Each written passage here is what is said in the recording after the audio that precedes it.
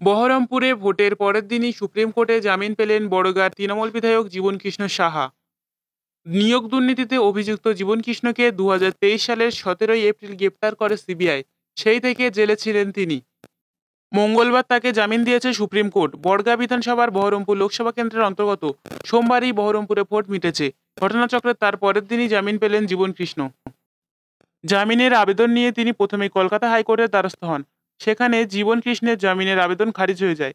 তারপরেই জামিন চেয়ে শীর্ষ আদালতের দ্বারস্থ হয়েছিলেন রাজ্যের শাসক দলের বিধায়ক।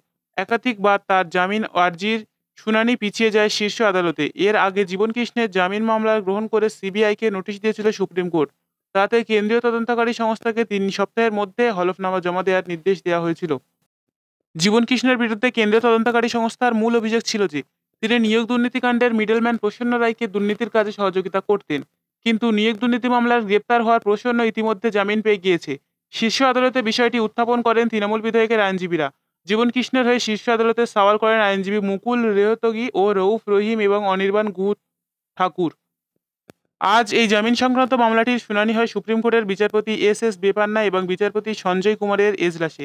জীবনকৃষ্ণের আইনজীবীরা জানান, নিয়োগ মামলায় চার্জশিটের নাম থাকা 23 জনের মধ্যে 9 জন গ্রেপ্তার হয়েছিল, কিন্তু পরে তাদের মধ্যে 3 জন জামিন পেয়ে যান। এই মামলার অন্যতম অভিযুক্ত প্রসন্ন এবং মধ্যশিক্ষা পর্ষদের প্রাক্তন সভাপতি কল্যাণময় গঙ্গোপাধ্যায় জামিন পেয়েছেন।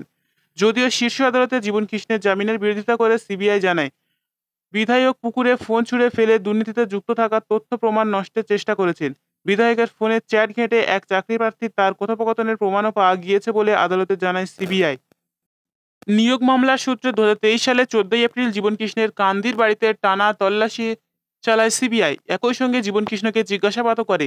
অভিযোগ, সেই জিজ্ঞাসাবাদ ও তল্লাশির ফাঁকে তার ব্যবহার করা 2টি মোবাইল ফোন বাড়ির পিছনে একটি পুকুরের জলে ফেলে দেন জীবনকৃষ্ণ।